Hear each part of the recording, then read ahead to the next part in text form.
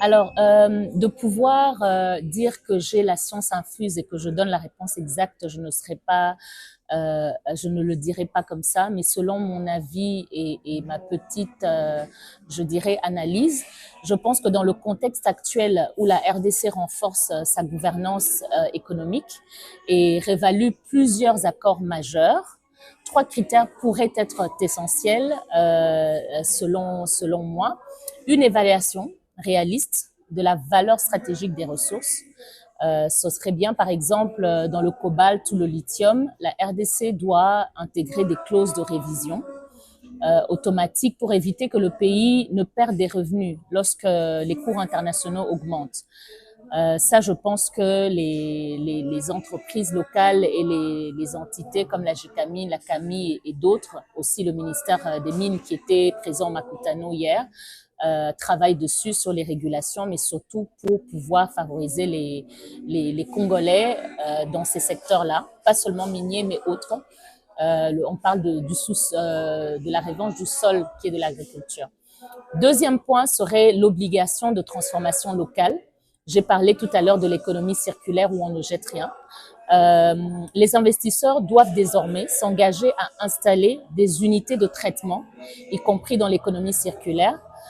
C'est une priorité que nous prenons aussi de Builder et Future Circular Academy, où nous accompagnons les projets pilotes de fabrication locale à partir des déchets, mais aussi des déchets industriels. Donc, on espère que le gouvernement et l'État va prendre en compte ce côté où on ne doit rien jeter dans tous les secteurs, que ça soit industriel, que ça soit minier ou autre, de pouvoir utiliser les ressources locales, c'est-à-dire valoriser les ressources locales et arrêter d'importer.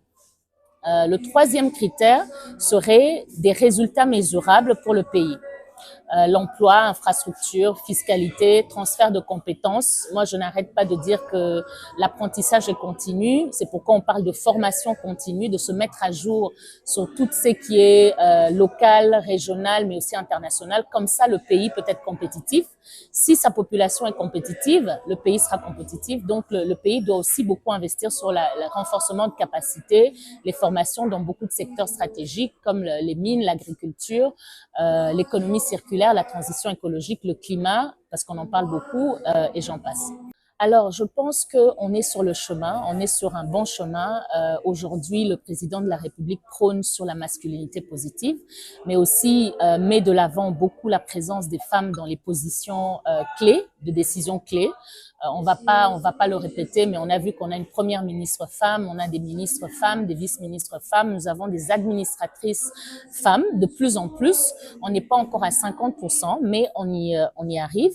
Je pense que le travail abattu en ce moment que le pouvoir en place fait est très bien. C'est pourquoi nous, on l'accompagne, le secteur privé l'accompagne, le réseau Makutano l'accompagne avec cet événement qu'elle organise tous les mois de mars, Level Up, pour pouvoir que les entrepreneurs, mais aussi les femmes, puissent avoir un niveau compétitif en RDC et au-delà de la RDC. Donc, je pense qu'on est sur la bonne voie. Seulement, je dirais, malgré les efforts récents, la majorité des contrats ne prévoient pas de manière obligatoire l'accès des femmes et des jeunes aux opportunités économiques générées. Donc, trois améliorations dont je pourrais parler, qui sont simples. Un, c'est les quotas. Les quotas d'emploi, par exemple, on pourrait dire 30% pour les femmes dans les projets d'infrastructure. Donc, quand il y a des projets pour les routes, qu'il y a des gens qui postulent, que les compagnies de femmes puissent aussi être présentes.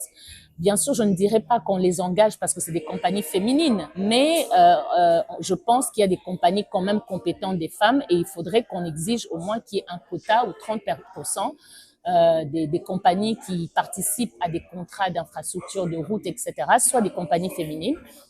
Des budgets doivent être dédiés à la formation des jeunes et des femmes dans l'énergie, donc dans les secteurs stratégiques, l'énergie, la logistique, la circularité dont j'ai parlé, l'agriculture. Ça, ce serait, j'en ai parlé plus tôt, donc la formation, c'est très important. L'intégration des petites et moyennes entreprises féminines dans la sous-traitance. Il faudrait qu'on en ait de plus en plus. C'est pourquoi, avec Builder et Future Circular Academy, on forme les petites et moyennes entreprises et les entrepreneurs féminines. Parce qu'on aimerait que les entrepreneurs féminines soient leaders. Mais leaders, ça veut dire soient bien formées et soient compétitives. Parce que parfois, quand il y a des offres qui arrivent ou des investissements, on n'est pas bien structuré ou on n'a pas les documents qu'il faut. Donc, nous, on est en train de former la prochaine génération des PME à pouvoir être compétitives localement, régionalement et internationalement. Donc, d'où on voudrait que ces PME fassent partie de ce qu'on choisisse dans le catering, donc la nourriture, l'environnement, la maintenance, le recyclage, etc. Donc, chez Builder et Future, comme je disais, on met déjà en avance la place des modules de formation pour que ces jeunes et ces femmes réalisent et bénéficient de ces contrats. Parce que pour bénéficier de ce contrat, il faut être prêt, donc on les prépare.